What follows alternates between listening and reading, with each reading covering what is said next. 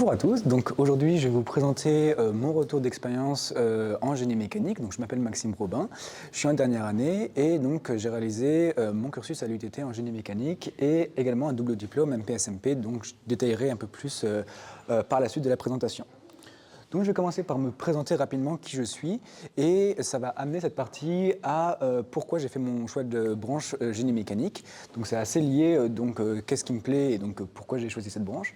Je présenterai ensuite mon parcours, les différentes UE que j'ai pris à l'UTT, mon semestre en Finlande et mon stage en entreprise chez Nidec Leroy-Somer dans les alternateurs de grande puissance électrique.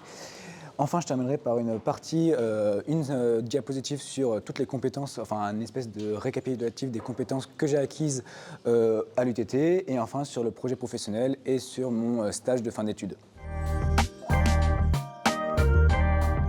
Donc, qui je suis, mes kiffs dans la vie. Alors tout d'abord, moi je suis quelqu'un qui est très manuel, j'adore bidouiller, faire des activités manuelles, faire des petites créations, faire du bricolage. Je fais aussi beaucoup d'événementiel, donc j'en parlerai un peu par la suite dans l'associatif, mais je fais aussi beaucoup d'installations d'événements et j'adore ça.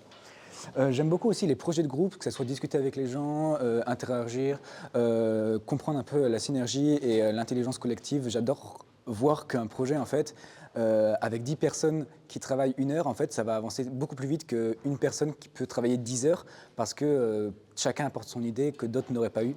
Et j'adore analyser un peu tout ça. Donc échanger avec les gens, c'est aussi une de mes passions.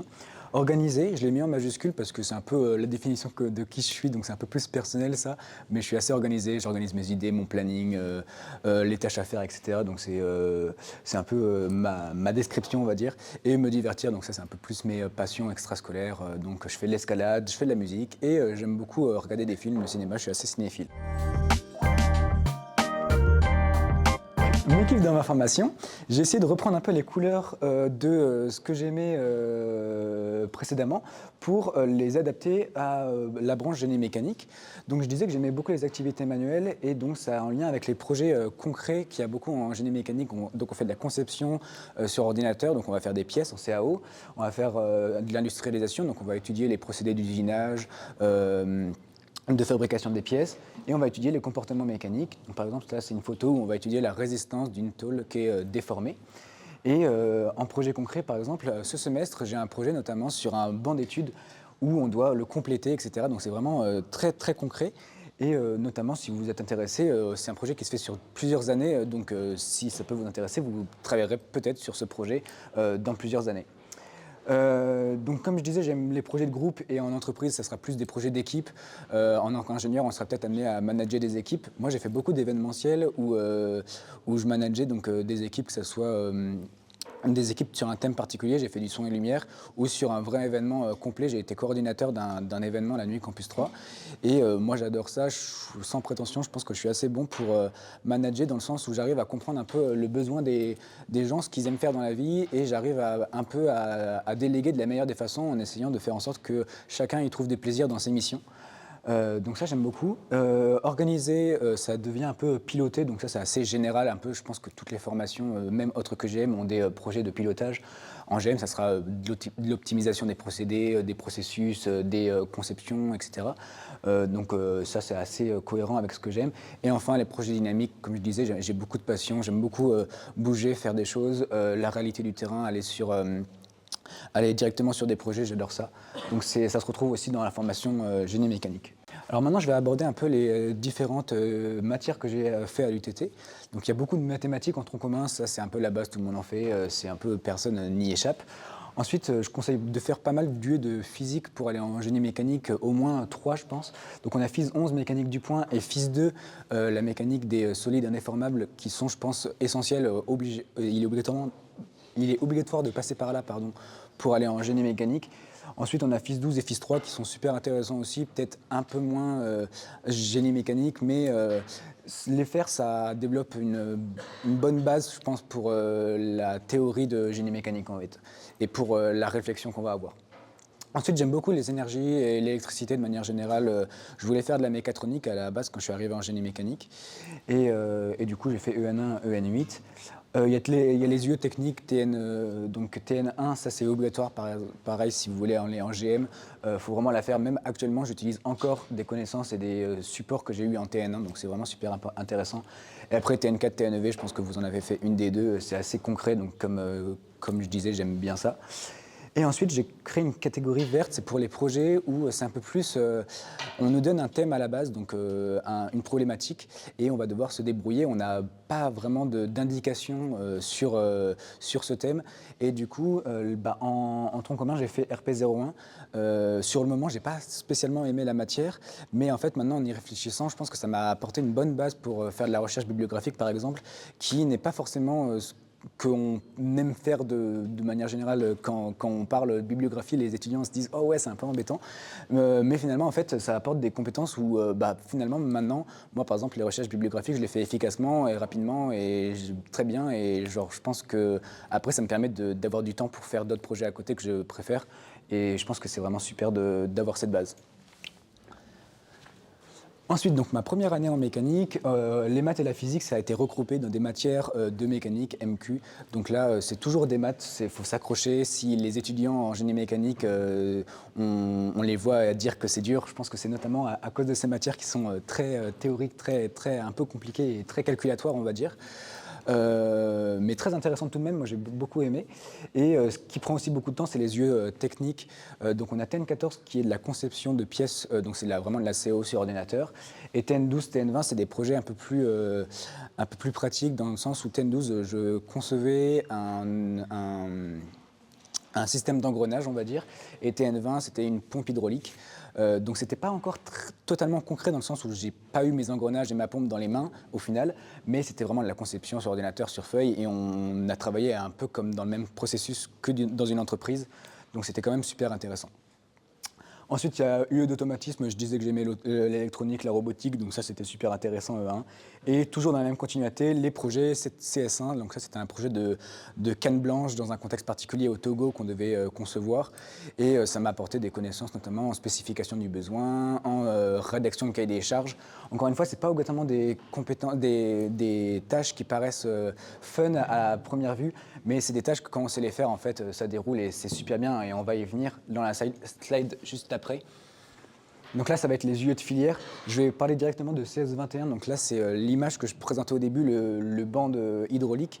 Et en fait, là, c'est vraiment très concret. Et finalement, tout ce que j'ai appris ici, j'ai pu le faire assez rapidement sur cette UE. Et là, actuellement, je me concentre maintenant que j'ai fait 3 semaines, un peu de ça, même 2 semaines, on va dire, pas trop. Maintenant, c'est vraiment du concret. Je vais aller sur le banc d'essai, etc. Et j'adore ça.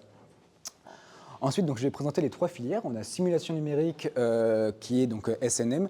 C'est vraiment la partie donc simulation, c'est test sur des pièces de résistance, de déformation, etc. Donc ça va être très mathématique à l'UTT dans le sens où donc les UE, on va vraiment presque plus avoir de mécanique là-dedans. Donc ça va être assez rébarbatif, on va dire. Mais à côté de ça, on va utiliser des logiciels. Après, en entreprise, on va plus trop avoir la partie mathématique parce qu'on va l'avoir intégrée et ça va se faire automatiquement, je pense. Et on va plus avoir la partie test sur ordinateur, simulation sur ordinateur. Et c'est ce que j'ai fait notamment en stage. J'ai fait beaucoup de simulation numérique en stage et c'est ça aussi qui m'a fait faire mon double diplôme dont je parlerai juste après et qui m'a fait aimer la simulation numérique. Ensuite, on a Management Digital des produits et infrastructures, MDPI. Donc là, ça va être vraiment la partie création de logiciels et interopérabilité donc entre logiciels. Donc on va avoir par exemple LO13, on va vraiment apprendre à concevoir un logiciel de CAO. Donc on va essayer de créer une fenêtre, dans la fenêtre faire en sorte qu'il y ait un carré qui s'affiche, pouvoir le déplacer, pouvoir zoomer, etc. Donc créer la base du logiciel. Et Mixis, c'est l'interopérabilité, donc c'est les échanges qu'il va pouvoir y avoir entre différents logiciels, donc CAO par exemple, les simulations numériques. Au sein d'une entreprise, ça peut s'apparenter un peu au service IT informatique qui va un peu superviser tout, etc. Et là, ça va être un peu ça, mais dans la partie mécanique. Enfin, on a la filière conception et industrialisation des systèmes mécaniques en lien avec l'environnement. Ça s'appelle séisme. Donc là, ça va vraiment être la conception. C'est ce que j'adorais faire en 3e année notamment. Et on avait la matière EA8, c'était de la mécatronique que j'aurais adoré faire. Malheureusement, elle était fermée ce semestre, donc j'ai pas pu la faire.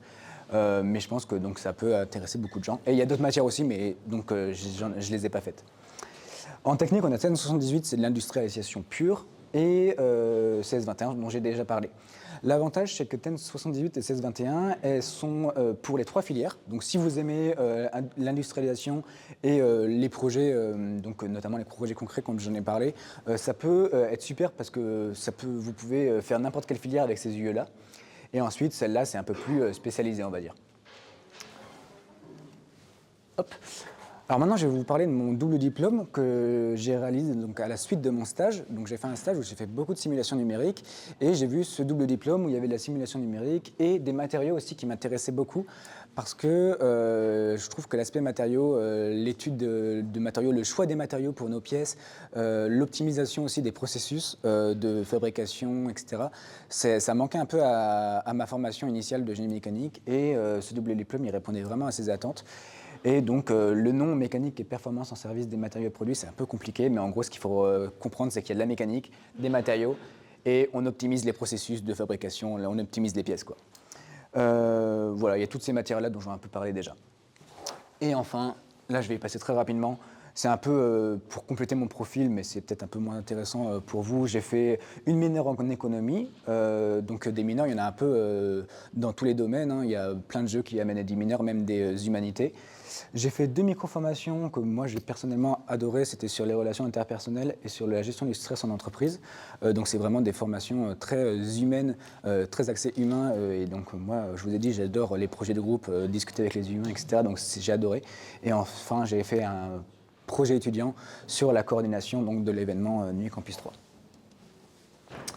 Alors, mon semestre en Finlande, je vais passer assez rapidement sur les matières, sachant que c'est dans la continuité de la mécanique de ce que je faisais avant.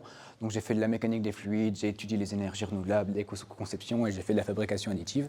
Et ce qui m'a vraiment le plus intéressé en Finlande, c'était vraiment l'aspect culturel et humain. Moi, je suis un peu assez de tempérament calme, tranquille, posé de manière générale. Et c'est un peu ce que j'ai retrouvé en Finlande. Les gens, ils sont très vrais, ils sont jamais dans le surjeu. Donc là, après, c'est spécifique, on va dire, à moi, mais c'est un peu, vraiment, j'ai adoré cette expérience-là. Et à la fois, ils savent faire la fête aussi, donc moi, c'était super bien. J'avais à la fois des gens super attentionnés qui prenaient soin de moi, etc., et avec qui j'avais des discussions passionnantes, et à la fois, on pouvait s'amuser le soir, etc. Donc j'ai adoré cette expérience-là en Finlande. Et pour mon stage, j'en ai déjà un peu parlé, mais j'ai fait donc mon ST9 à Nidec-le-Roi-Saumur. Donc c'est une entreprise qui fabrique des alternateurs de grande puissance. Donc l'objectif, c'est de produire de l'électricité, donc que ce soit dans des barrages, des centrales nucléaires ou avoir des groupes électrogènes dans des data centers, dans des navires par exemple.